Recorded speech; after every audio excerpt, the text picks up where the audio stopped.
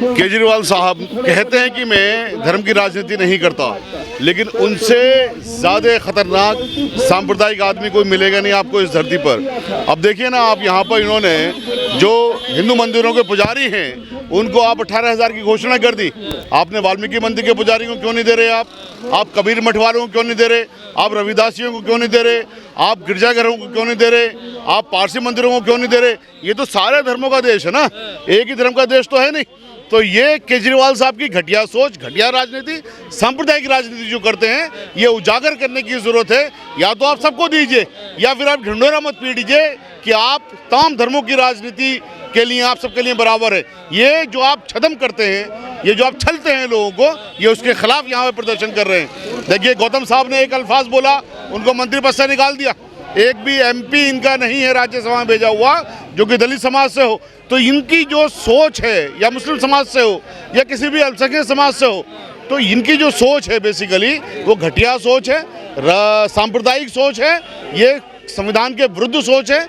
और चूंकि दिल्ली में इलेक्शन चल रहा है, तो इलेक्शन में लोगों को ये जानना होगा कि ये जो साहब हैं, ये जो पूरे दलितों का वोट एक मुश्त लेते हैं, माइनॉरिटीज़ का वोट एक मुश्त लेते हैं, ये आदमी आपके वोटों के लिए एंटाइटल्ड नहीं है।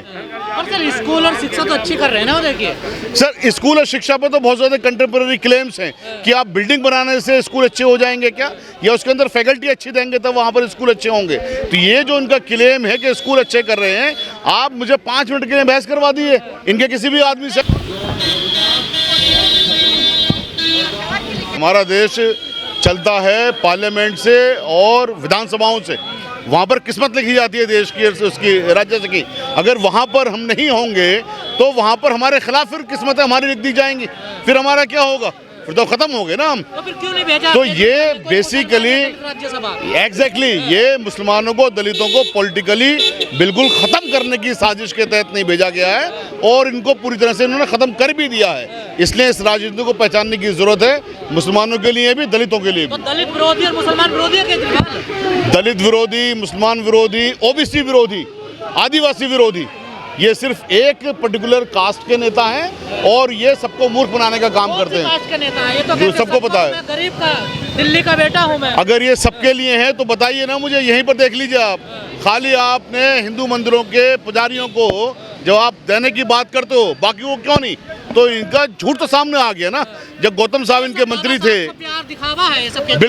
बिल्कुल दिखावा है, झूठ है, बिल्कुल दिखावा है और झूठ है।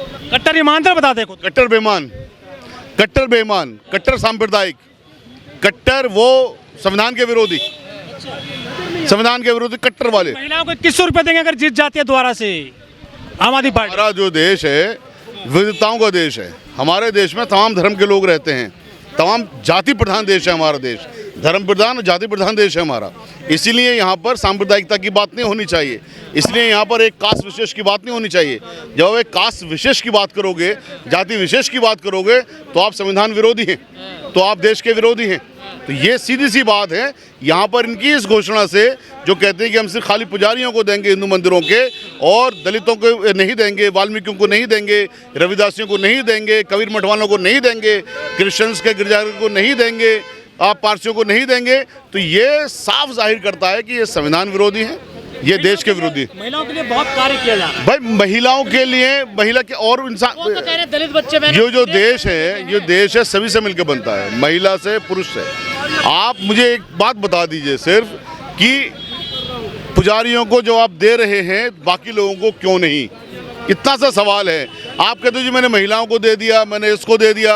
अब ये दे दिया नहीं दे दिया, ये तो लोगों के सामने की बात है। को फ्री मिलेगी सुविधा बस में, मेट्रो में। सर, सिर्फ मेट्रो, ये तो सरकार का फर्ज है, तमाम सरकारों का फर्ज है फ्री घर देना, तमाम सुविधाएं देना, फ्री पानी देना, फ्री बिजली देना, ये तमाम सरकारों का फर्ज है। अगर कोई सरकार ये कर रही है तो कोई एहसान नहीं कर रही किसी को ऊपर। केजरीवाल एलजी काम नहीं करने देते हैं उनको। ये तो सबको पता है कि दोनों को दोनों मिले हुए हैं, तो दोनों को दोनों मिले हुए हैं, लोगों को मूर्ख बना रहे हैं, तो इसलिए इन दोनों को हटाने की ज़रूरत है।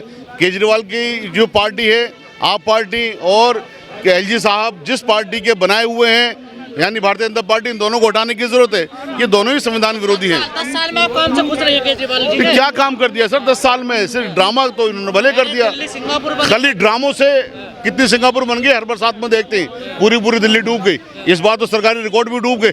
ऐसी तो अप्रत्याशित, आप लोग कहते हैं केजरीवाल झूठ बोलते हैं, कहाँ झूठ बोलते हैं? वो तो सच्चे आदमी है कि ये सबको पता है केजरीवाल साहब से बड़ा झूठा कोई नहीं है। अरे महिला को सीएम बनाया आपने, अपने जो जेल चले गए थे अतिशी को। तो सीएम बनाने से वो महिला के सम्मान करने लगे।